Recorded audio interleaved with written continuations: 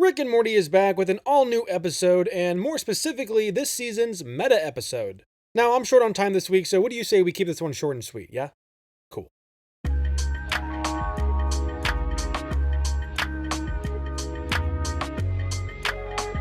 I've been a big sucker for each season's one-off meta episode since the very beginning. Obviously, the interdimensional cables won't be topped, but ones like Morty's Mind Blowers and last season's Rick Fending Your Mort come close in my mind, finding unique ways to make a lighthearted episode that's still based in the show's reality and gives us more casual moments with the characters we love.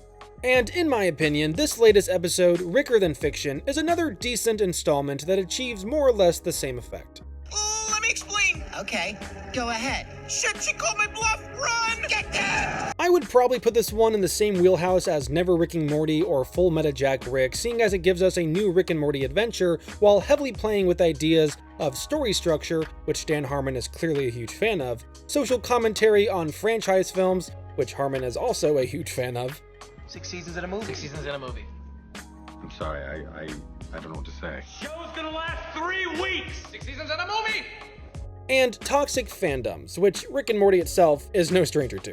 I want Szechuan sauce! Where's my Szechuan sauce? I take the Rick!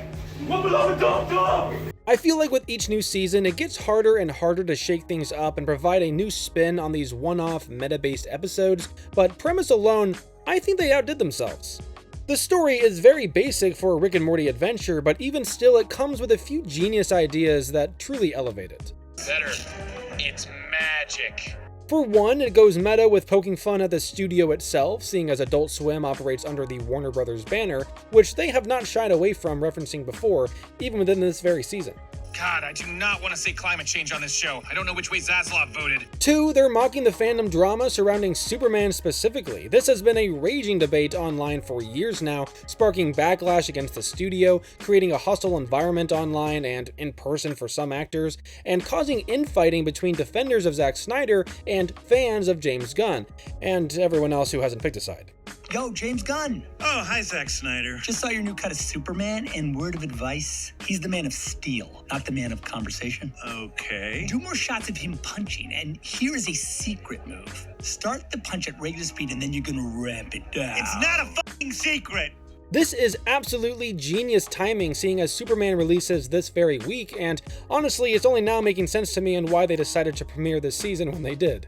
I love seeing James Gunn being able to make fun of himself, being an all-out villain studio head who's portrayed as a bad writer, despite the fact that he's been very outspoken on good scripts coming first at the new DC studios. But I also appreciate that the showrunners still depicted him as a creator who genuinely cares about making good films. Stop eating up screen time with stupid comic relief characters and put more cool shit in the story!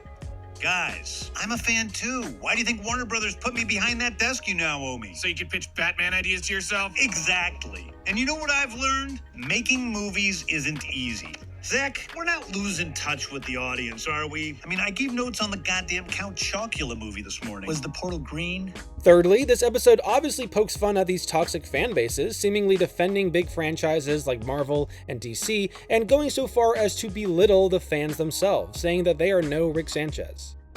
That's Rick Sanchez, Gunner. That's the guy that sealed Nolan in the giant bookcase to quote-unquote punish him for Interstellar. He doesn't represent real fans. He's just the smartest man in the universe. As many already know, a lot of writers have crossed over between Rick and Morty and Marvel. They are no strangers to one another, so they're quick to defend their fellow creators. But that said, the show has always been quick to call out Marvel for the slop that they put out as well, like they do with Warner Brothers. It says the script is 3,000 pages and counting. Also, there's an error thing bleeping that says antagonist not found and no third act. And lastly, maybe even most importantly, this episode pokes fun at AI, showing how simplistic its stories would be without human intervention, and thus bashing its efficacy and usefulness within the creative industry of entertainment. Whoa, what's that? The Movie-Lizer! It makes movies at the speed of thought. I invented it during the title sequence. The Movie-Lizer uses a prompt-driven CPU. I just type whatever tweaks I want and it auto-generates the rest. In my opinion, AI is really only useful as an aid for accomplishing big feats or projects. As soon as you use it to fully develop something from start to finish, that project has lost its soul and any mark of human connection, thus making it worthless in the end. Movielizer, make us care.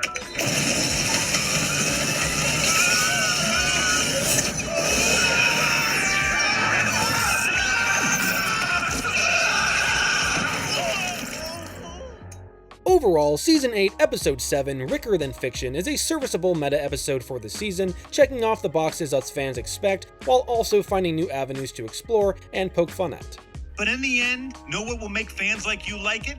A f***ing miracle. It feels like these meta-episodes have kind of already done it all, so grounding the episode even further in our reality with ripping on Warner Brothers, diehard Zack Snyder fans, and AI in the creative space all felt like a breath of fresh air.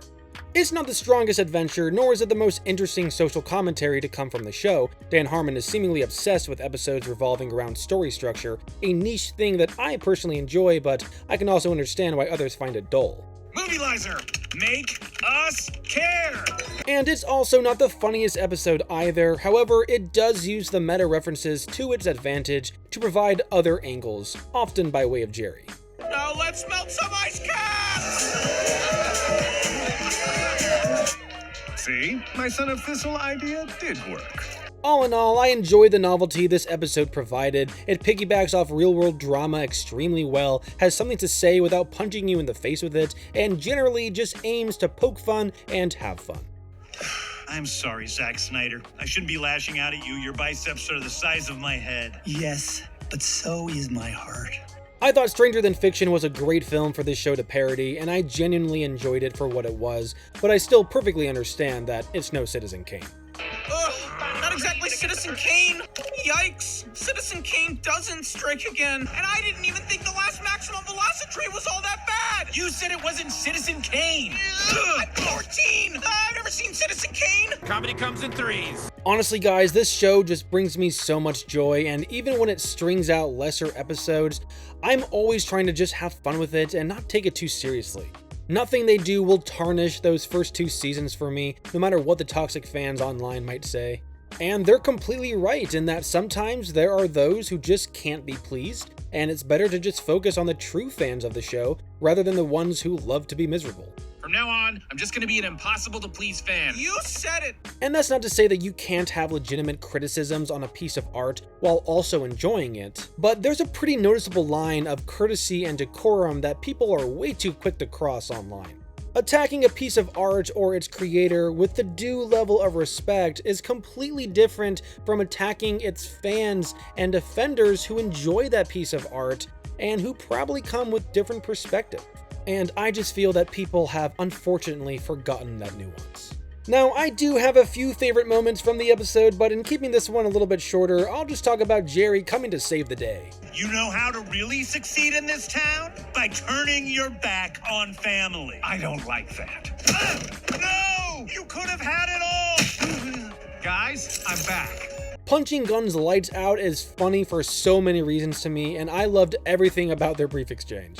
Again, the fact that Gunn relented to allowing his evil portrayal in this episode just after becoming DC Studios' head and with his movie right around the corner kind of pokes fun at the people online who claim he only cares about himself. Like, I understand that he's in the marketing for Superman quite frequently, but this is his first big project as the head of DC now. He wrote the film, he directed the film, and he is now DC's Kevin Feige. The dude is doing everything he can possibly do to make this movie happen and make it successful, and I feel like people are just way too quick to judge.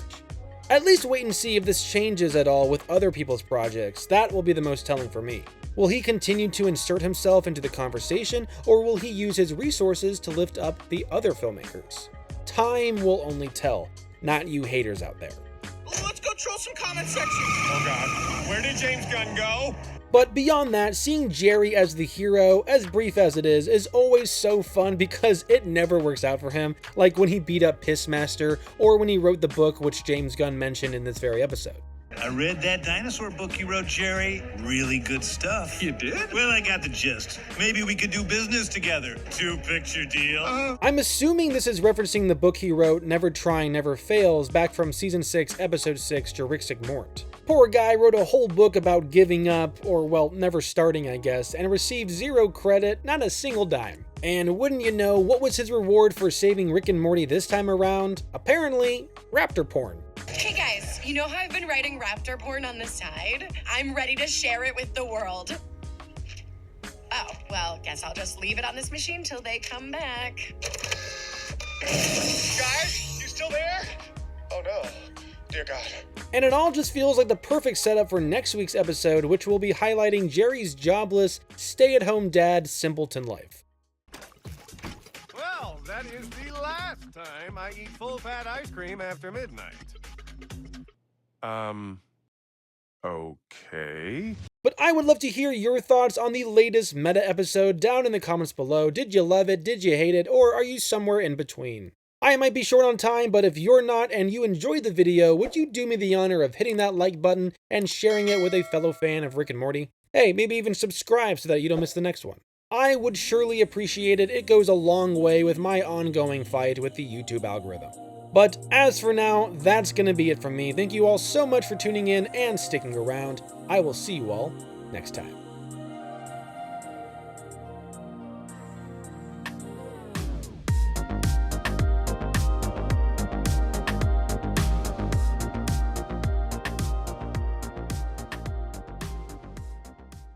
I kind of loved it. Oh, God, Rick, what are you doing?